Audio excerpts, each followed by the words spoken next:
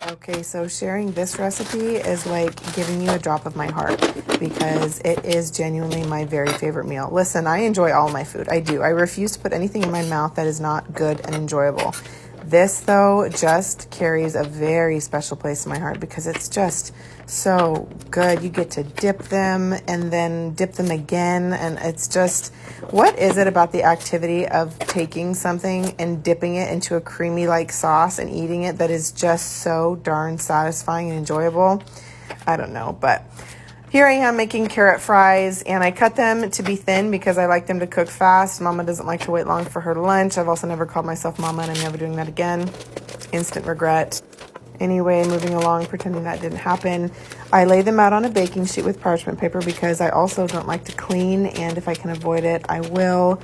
So lay them out. You don't want them to be super stacked up on top of each other. And then I spray down with olive oil and a bunch of everything bagel seasoning. And you will see that I cook smarter and not harder. So I made way more than I'm going to need because strangely enough, you guys, actually, never mind. You'll have to wait for my next video because I'm going to show you how I'm going to use those leftovers.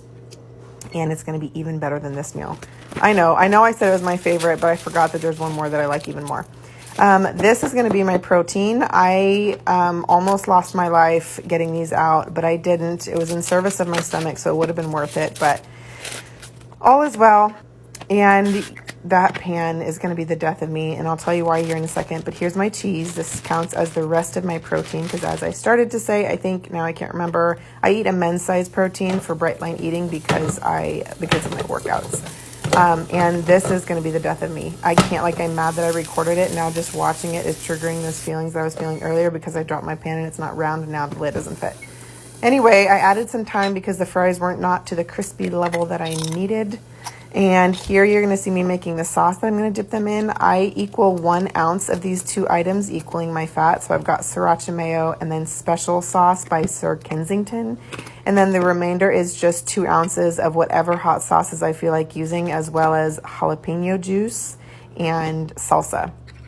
And you guys, this is my favorite dip. Every time I change it up and every time it's just as good. Like the ingredients don't have to be, it's not a science.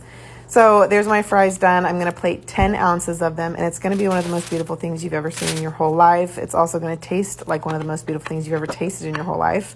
There's my dipping sauce. There's my less than appealing burger. It really wasn't that good. Don't go buying them, I promise, but it was a way to get cheese in my mouth, so it was worth it. And this was so good. If you stick around, I'm going to show you how I make carrot nacho fries. So bomb.